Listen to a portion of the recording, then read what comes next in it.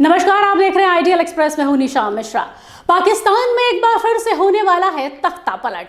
सेना की तानाशाही खुले रूप में चलने वाली है। पाकिस्तान आर्मी के मौजूदा चीफ असीम मुनीर परवेज मुशर्रफ की तरह तख्ता पलट करते हुए राष्ट्रपति की कुर्सी पर कब्जा करने की बात करने वाले हैं। ये हम नहीं कह रहे हैं, ये तो अफवाहें बयां कर रही हैं आगे का दास्ता। ऑपरेशन सिंदूर में भारत के हाथों मुंह की खाने के बाद पाकिस्तान को न केवल अपने देश के लोगों से गालियां सुननी पड़ी, बल्कि विदेशों में भी कई आलोचनाओं का शिकार होना पड़ा है। ऐसे में ये कयास लगाए जा रहे हैं कि पाकिस्तान में तख्ता पलट होने वाला है। मीडिया की रिपोर्ट की माने तो पाकिस्तान सेना के प्रवक्ता लेफ्टिनेंट जनरल अहमद शरीफ चौधरी ने फील्ड मार्शल असीम मुनीर के राष्ट्रपति बनने की अफवाहों को सिरे से खारिज कर दिया है। दरअसल कई दिनों से ये बात कही जा रही थी, पाकिस्तान के मौजूदा सेना प्रमुख जनरल असीम मुनीर के बारे में तख्ता पलट और राष्ट्रपति की कुर्सी पर कब्जा करने की अटकलें समय समय पर ऐसे ही सामने आती रहती हैं। लेकिन इन दावों में कितनी सच्चाई है, ये तो आने वाला वक्त बताएगा। हाल ही में पहलगाम आतंकी हमले के बाद सोशल मीडिया पर और ख़ास तौर पर पाकिस्तान के ही मीडिया में कई इस तरह की बातें हवा पकड़ रही थी। जनरल असीम मुनीर तख्ता पलट की योजना बना रहे हैं, राष्ट्रपति बनने की इच्छा व्यक्त कर रहे हैं, लेकिन पाकिस्तान के जो प्रवक्ता हैं लेफ्टिनेंट जनरल अहमद शरीफ चौधरी, इन्होंने इसे पूरा बकवास कहा है और कहा है कि ये अटकलें ना लगाए। हालांकि ये कितना सच है और कितना झूठ, ये तो पाकिस्तान ही जाने, क्योंकि पाकिस्तान का करनी और कथनी में अंतर हमने शुरू से देखा है। ये तो हम भी जानते हैं कि पाकिस्तान में सेना का राजनीति पर कितना प्रभाव रहा है। राजनीति भले सेना पर प्रभाव ना डाल सके, बस सेना का है। अतीत में जनरल परवेज मुशर्रफ, जियाउल हक जैसे सेना प्रमुखों ने सत्ता हथियाई थी। इस इतिहास के कारण हर बड़े संकट के समय तख्ता पलट की अटकलें तेज हो जाती हैं, लेकिन वर्तमान में शहबाज शरीफ के साथ में सेना के बीच संबंध काफी अच्छे लग रहे हैं।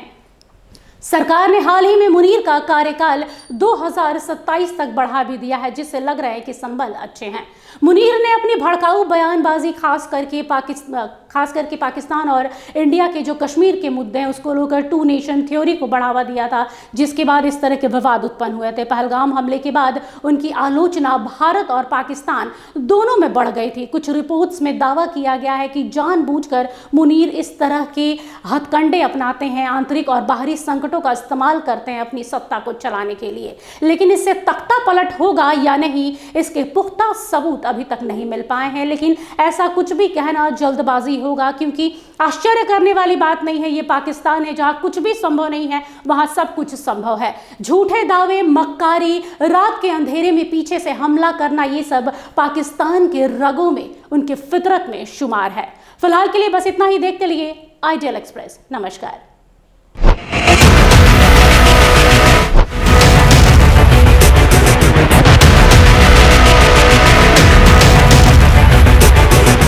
अगर सत्ता से सवाल पूछना बगावत है तो हाँ, मैं बागी हूं। अगर सच्चाई दिखाना गुनाह है तो हाँ, मैं गुनहगार हूं। ना डर है, ना दहशत है, ना खौफ तुम्हारे इल्जामों का।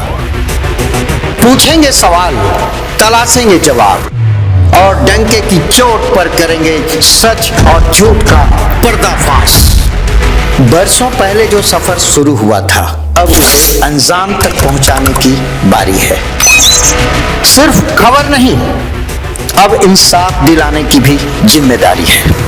लौट रहा हूं करे और बड़े सवालों के साथ, फेस टू फेस आशुतोष के साथ, सिर्फ आइडियल एक्सप्रेस पर। बदलते समय के बीच खबरों की दुनिया में आइडियल एक्सप्रेस की एंट्री। खबरों से बनाएंगे अपनी पहचान और रखेंगे निष्पक्ष पत्रकारिता की मिसाल। शानदार टीम, धारदार रिपोर्टिंग, लाइव कवरेज और सटीक विश्लेषण। बिरसा का उलगुलान दिखाएंगे और बुद्ध की धरती पर बढ़ते जुर्म की दास्तां बताएंगे। बंगाल से लेकर सिक्किम और यूपी से लेकर उत्तराखंड की हर छोटी बड़ी खबर से रूबरू कराएंगे। विकास के नाम पर हो रही धांधली बताएंगे और गांव ज्वार से निकलने वाली उम्मीद की किरण दिखाएंगे। सिर्फ पत्रकार नहीं, परिवार की तरह आपका साथ निभाएंगे। हम आइडियल एक्सप्रेस हैं, सच की तह तक जाएंगे।